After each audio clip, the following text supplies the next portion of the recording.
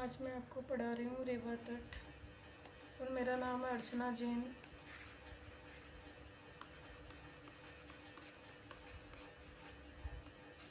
रेवा तट का पार्ट 2 का वीडियो ही है। पार्ट 1 इससे पहले मैं बना चुकी हूँ, यहाँ तक मैंने पढ़ा दिया था और मैं यहाँ से अब स्टार्ट कर रही हूँ। यहाँ तक का इससे पहले का देखना हो तो आपको पार्ट 1 देखना पड़ेगा रेवा तट का। पालकाव्य ऋषि और वे श्रापित थे, एक दूसरे से बड़ी प्रीति रखते थे। प्रीति मतलब प्रेम। एक दिन राजा वन में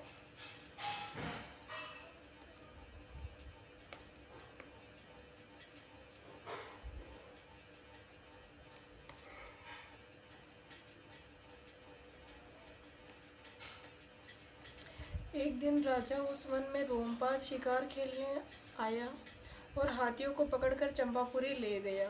वो जिन हाथियों से बहुत प्रेम करता था ना, पालकाव्य मुनि, उसी को वो पकड़कर ले गया था, पकड़ करके चंपापुरी ले गया था। हाथी पालकाव्य से बिछुड़ने के कारण कृशकाय हो गए थे,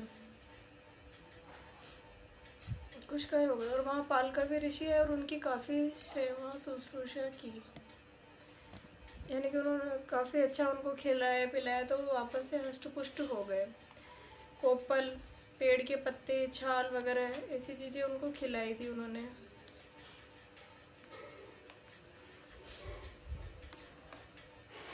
कवि चंद का हाथियों के विषय में, चंद यानी चंद बरदाई था, वो उसको राजा को कविता सुना रहा था। पृथ्वीराज चौहान को उसकी घटना का वर्णन सुना रहा था कि यहाँ पे ऐसे हाथी, वो एरावत हाथी इतने बलशाली थे, मनुष्य ने अपनी सवारी बना ली, फिर वो पालकाव्य ऋषि से इनका जन्म हुआ, ऐसे ऐसे हुआ, तो ऐसी वो कथाएं सुना रहा था।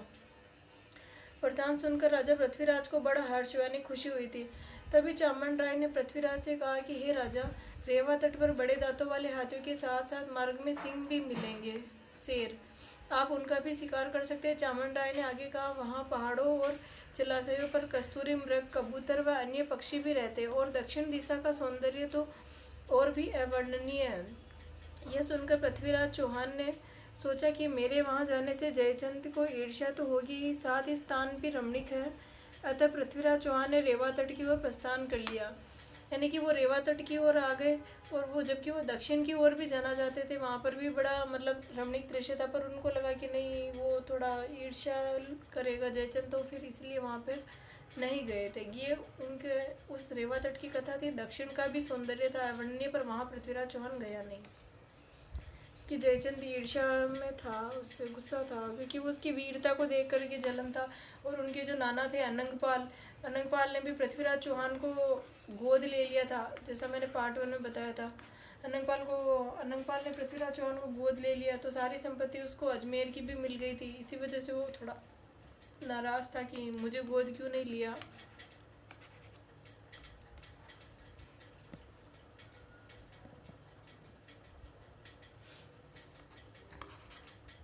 वहाँ के सभी राजाओं ने पृथ्वीराज चौहान का स्वागत किया।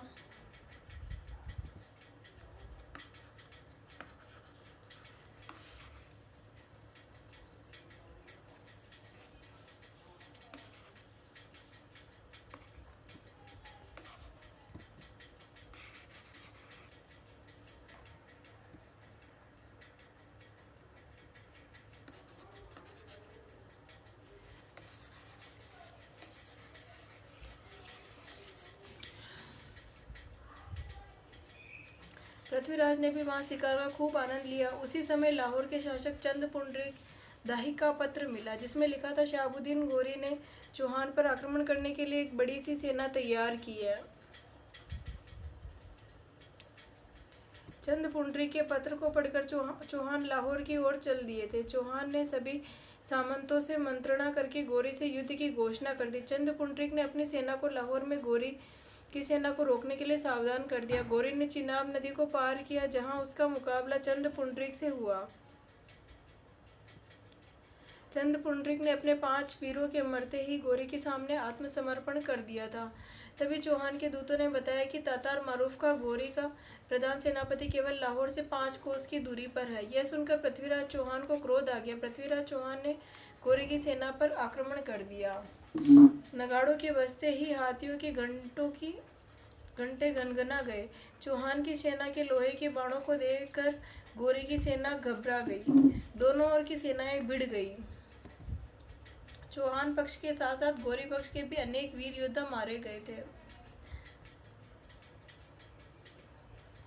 रावण, संबर सिंह सोलंकी, माधव राय गरुड़, गोविंद पतंग, जय सिंह, चंद पुंडरीक, कुरम्ब, आहट, लखन, लोहाना आदि बहुत से वीर मारे गए। 4 दिन तक युद्ध निरंतर चला। चौथे दिन चौहान के एक योद्धा गुर्जर रघुवंशी राम ने गोरी की सेना ने गोरी को पकड़ लिया। सुल्तान गोरी को हाथी पर बांधकर वो दिल्ली लेकर आ गया था। रघुवंशी राम था जो उसको दिल्ली लेकर आ गया था। वह 1 माह और 3 दिन तक पृथ्वीराज की कैद में रहा था। 1 महीना और 3 दिन। शहाबुद्दीन, ये शाह है, शहाबुद्दीन के अमीरों ने पृथ्वीराज से गोरी को छोड़ने की विनती की। अमीरों यानी कि उसकी सेना के कुछ बचे कुचे लोग थे या फिर उसके कुछ सेनापति, सेना नायक जो भी हो, अंगरक्षक उसके, तो उन्होंने पृथ्वीराज के पास जाकर के ऐसी विनती की थी कि आप हमारे गोरी को छोड़ दो, राजा को। दंड स्वरूप उन्होंने पृथ्वीराज चौहान ने 9000 घोड़े मांगे थे और 700 इराकी घोड़े, जो मैंने पहले बताया था ना, इराकी जो राजा इंद्र की सवारी थे। फिर बाद में उनको श्राप मिल गया, फिर वो गतिहीन होकर फिर मनुष्य ने उन्हें अपनी सवारी बना ली थी, तो वही इराकी घोड़े उनको कहते हैं। 8 सफ़ेद हाथी, 20 ढली हुई ढाले, गजमुक्ता और अनेक माणिक्य दिए थे। तत्पश्चात पृथ्वीराज चौहान ने गोरी से संधि कर ली और हार का चोला पहना करके उसको घर पर छोड़ दिया। और यहीं पर रेवा तट सर्ग की कथा समाप्त हो जाती है। और ये पृथ्वीराज चौहान की सबसे बड़ी गलती मानी जाती है कि उसने गोरी को जिंदा छोड़ दिया। गोरी को जिंदा छोड़ दिया। अच्छा होता कि वो अगर पृथ्वीराज चौहान है ना, उसको जिंदा नहीं छोड़ता और वो गोरी को मार डालता, क्योंकि जब उसने गोरी को छोड़ा तो फिर शहाबुद्दीन गोरी ने वापस से पृथ्वीराज पर आक्रमण किया था गोरी को, और उसने तराइन के द्वितीय युद्ध में पृथ्वीराज चौहान को हरा दिया था और उसको बंदी बना दिया था और उसके साथ बहुत बुरा व्यवहार किया था। जैसे कि एक राजा को नियम होते युद्ध के नियम के खिलाफ जाकर के उसने युद्ध करा था। फिर पृथ्वीराज को छल कपट से बंदी बना लिया, फिर उसके साथ कैद में रखा और उसके साथ कैद में भी अच्छा व्यवहार नहीं करा। उसने गरम सला के जो पृथ्वीराज चौहान की आंखों में डाल दी थी, उसको अंधा बना दिया था। फिर ऐसे ऐसे और आगे कथा आगे बढ़ती है। ये अगले सर्ग में, पर ये 27वां सर्ग जो है ये यहीं पर समाप्त हो जाता है, रेवा तट। फिर पृथ्वीराज रासों में तो कुल 69 समय सर्ग है, पर 27वां सर्ग जो है ये यहीं समाप्त हो जाता है कि वो हार का चोला पहना करके पृथ्वीराज चौहान गोरी को जिंदा ही छोड़ देता है और यहीं पर ये कथा समाप्त हो जाती है। इसी के साथ ये क्लास भी आज की यहीं समाप्त करती हूँ मैं। और इसका पार्ट 1 देखना हो तो आपको पहले का वीडियो देखना पड़ेगा। धन्यवाद मेरे साथ बने रहने के लिए।